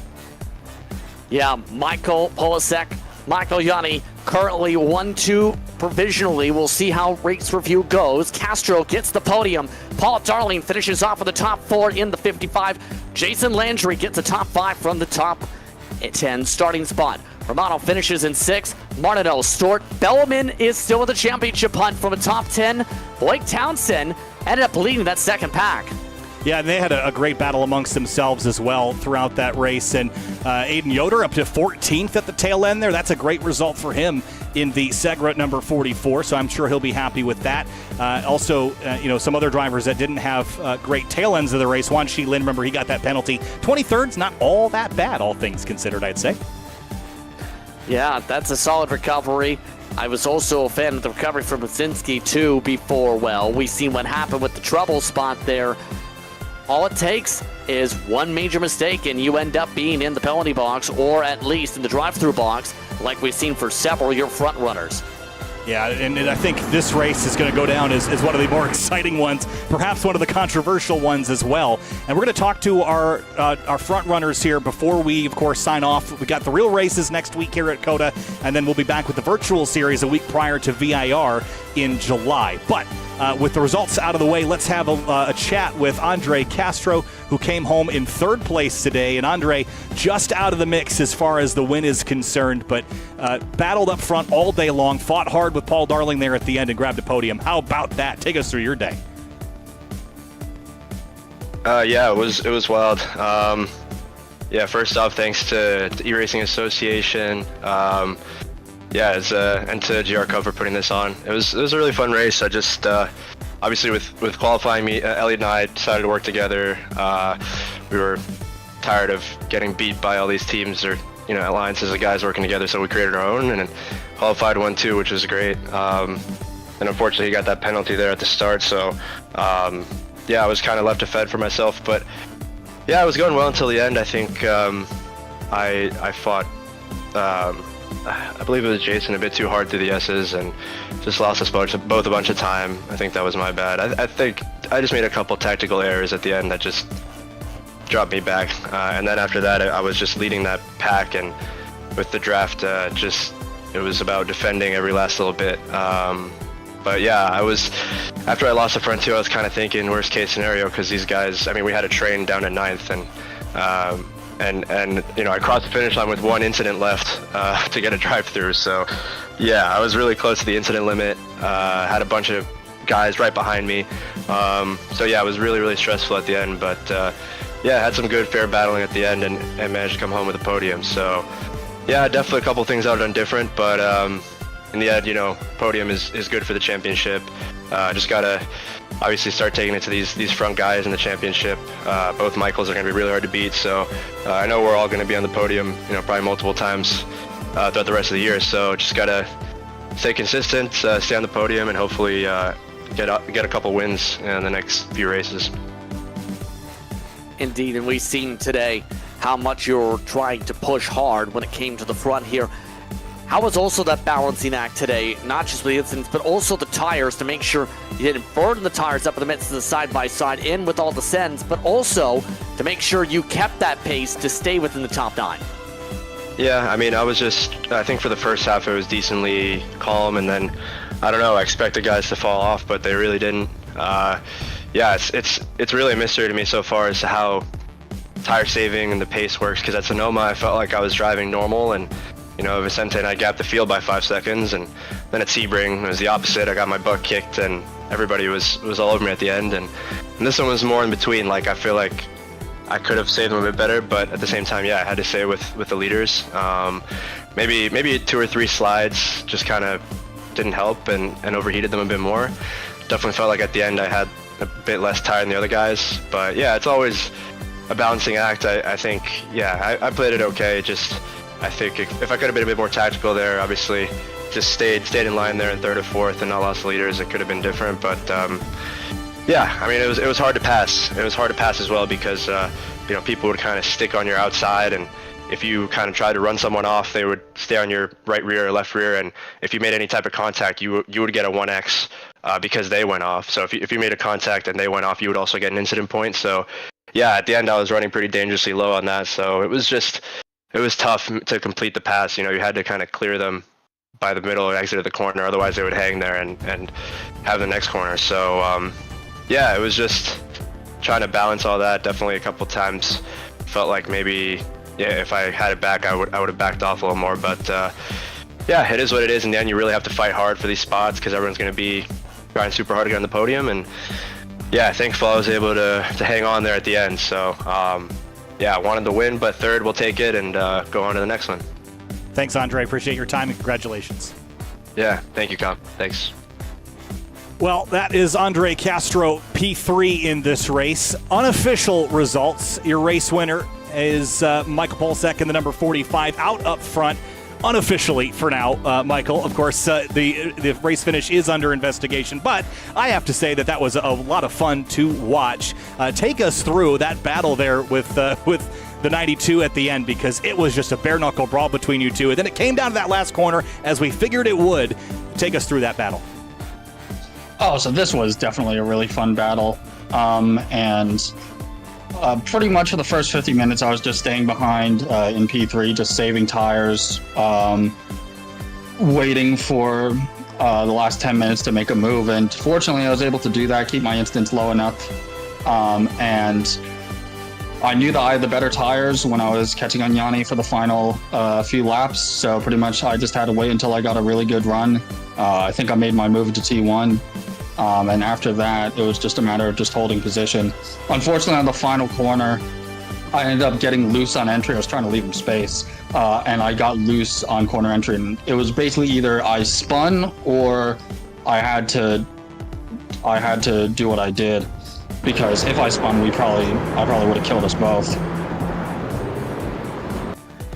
Seeing that right now on screen here. So with that being said here, Michael, today, critical race, seeing a little bit of the drift now in terms of that. But the race itself, a big one, depending on how things go here. We've talked a lot about you with the experience across the platform and this style of racing. How would you describe the performance and, in turn, the effort put in to do well in a series like this for your team in Obsidian? Oh, this is probably my least favorite track on iRacing by far. And it was absolutely miserable to prepare for this, but to see me go out here and run really well, and hopefully this one will stand. This win has never been sweeter, providing it stands. This track is really, really tough, especially with the cars, sometimes like wheel hopping and lifting the inside rear axle, causing like unpredictable handling. And now going to a track like VIR, which is one of my better tracks, I'm really, really confident for the rest of the season. And providing this win stands, this is going to be one of my best wins of my sim racing career. Well, Michael, congratulations. Again, we'll see how things go. I'm not exactly sure how long that investigation will take, but good luck to you on your side. It was a blast to watch, and thanks for being a part of it. And hopefully we'll see you again at VIR in a couple of months. All right, thank you very much. And with that, one last look here in slow motion at this tail end of the race here between Michael Polasek and Michael Yanni. Justin, I'm not sure how long this investigation will take, but it feels like it's going to need more than a couple people looking at it. I just have to say that regardless of the outcome of this, we have to say that last lap battle between these two was just phenomenal. Yeah, especially since it took a lot of expertise to make sure it not only stuck, but get the diamond down. Believe we just got the note from race control. Win stands. Michael Polasek does get it. And he did it in a way where he had to make sure it stuck all the way out to the arena section to even stand a chance to make that offensive move work. Yanni tried to make the smart play, get the diamond done. That just about worked. He just needed Polasek to make a mistake. He nearly did. And they do agree that slide right here just made it stick. He nearly did indeed. It looks like spin it. Yeah, and there's the result. A tenth of a second between the top runners here at the tail end of this one. Justin, leaving this, it hurts my heart that we have to wait so long for our next round. Of course, this championship is following the Real World Toyota GR Cup North America schedule 1 week in advance of the real races. So that means that we have a race next week in the real world at Austin, Texas at COTA, but then we have to wait all the way until July before we return to Virginia International Raceway. But that means that we have real racing coming up next week, and that means that VIR, with the potential for weather as well. What do you make of that as we approach another challenging North American road course? Yeah, we had a discussion before the race about that. It's going to be interesting to see how the drivers handle weather, to say the very least, because on iRacing, that is actually a new thing in the past couple months. For those who are not in the know, it takes a different driving skill, because it's not just as simple as, yeah, I'm all in the grip of the world. No, with rain, you're talking about having to make sure you battle the elements, make sure you know how to handle hydroplaning, know where to avoid puddles, know where to find grip. That's a much different driver set when it comes to rain compared to the pavement, and it's going to be potentially a test for later this season indeed. Round 4 of the Toyota GR Cup North America eSports Championship is on the line at Virginia International Raceway in a couple of months. $10,000 of purse money is on the prize list here this season. And of course, make sure you join us next weekend on GT World or the SRO Motorsports Twitch channel to watch Toyota GR Cup North America and all of the SRO Motorsports America action from one of the biggest events of the year, GT COTA, SRO Motorsports America, and Austin, Texas. Next week, tickets are on sale now. Don't miss it. If you can't get there, watch on GT World or on that SRO Motorsports America Twitch. Otherwise, we'll see you in Virginia in July. Thanks so much, everybody, and we'll see you next time.